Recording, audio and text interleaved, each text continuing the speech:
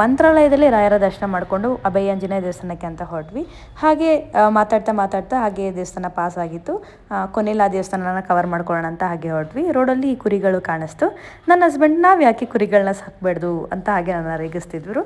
ಅಷ್ಟರಲ್ಲಿ ಬಿಚ್ಚಾಳೆಗೆ ಬಂದ್ವಿ. ಬಿಚ್ಚಲಮ್ಮ ದೇವಸ್ಥಾನಕ್ಕೆ ಬಂದು ದರ್ಶನ ಮಾಡ್ಕೊಂಡ್ವಿ.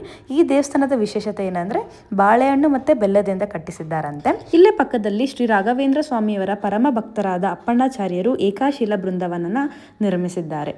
ಒಂದೇ ಶಿಲೆಯಿಂದ ಈ ಬೃಂದಾವನ ನಿರ್ಮಿಸಲಾಗಿದೆ. ಹಾಗೆ ಪಕ್ಕದಲ್ಲಿ ತುಂಗಭದ್ರಾ ನದಿ ಕೂಡ ಹರಿತಿರುತ್ತೆ.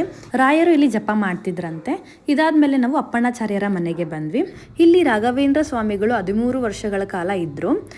ಇಲ್ಲಿ ನೋಡಿ, ಇಲ್ಲಿ ರಾಯರು ವಿಶ್ರಾಂತಿ ಪಡೆಯುತ್ತಿದ್ರಂತೆ. ಹಾಗೆ ಅಪ್ಪಣ್ಣಾಚಾರ್ಯರು ರಾಯರಿಗೆ ಸೇವೆ ಮಾಡ್ತಿದ್ರಂತೆ. ಅಪ್ಪಣ್ಣಾಚಾರ್ಯರು 2 ವರ್ಷ ರಾಯರಿಗಿಂತ ದೊಡ್ಡವರಾದರೂ ಕೂಡ ಪರಮ ಗುರುಗಳು ಅಂತ ಸೇವೆ ಮಾಡ್ತಿದ್ರಂತೆ. ಸೊ ಇದಾದ್ಮೇಲೆ ನಾವು ಪಂಚಮುಖಿ ಆಂಜನೇಯ ಸ್ವಾಮಿ ದೇವಸ್ಥಾನಕ್ಕೆ ಅಂತ ಬಂದ್ವಿ. ಇಲ್ಲಿ ರಾಯರು 12 ವರ್ಷಗಳ ಕಾಲ ಜಪ ಮಾಡಿದ್ರಂತೆ.